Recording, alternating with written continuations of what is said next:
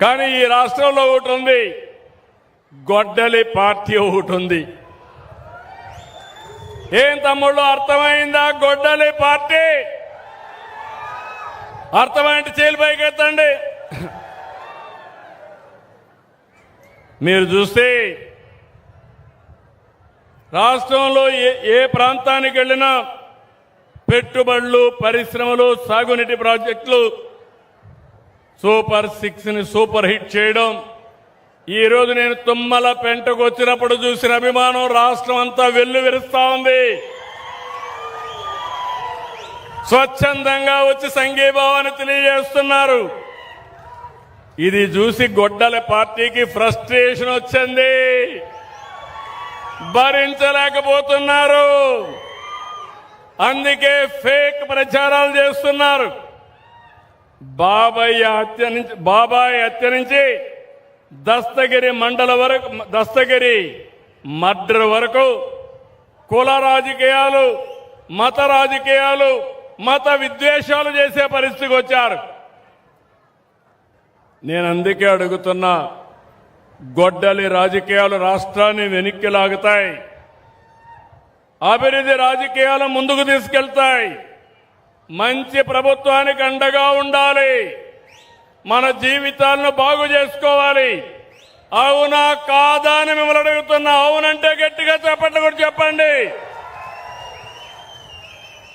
అందుకే నేను చెప్పిన 4 మీరు గుర్తుపెట్టుకోండి. ఈ రోజు నుంచి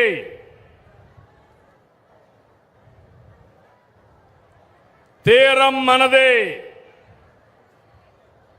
బోటు మనదే, వేట మనదే, జీరో టాలరెన్స్.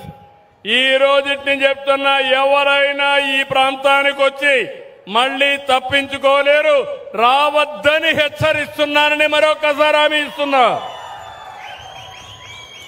2, ఈరోజు మీ అందరికీ హామీ ఇస్తున్నా, 200 మెకనైజ్డ్ బోట్లు శాంక్షన్ చేస్తున్నాను. 60% సబ్సిడీ ఇస్తున్నాం. మిగిలిన డబ్బులు ఈజీ ఇన్స్టాల్మెంట్లు పెట్టి మీ ఆదాయం నుంచే కొంత కట్టుకుంటే సరిపోయేట్టుగా ఏర్పాటు చేస్తా. 3 సముద్రం సంపదలకు వరం, సీవీడ్ కల్టివేట్ చేస్తాం.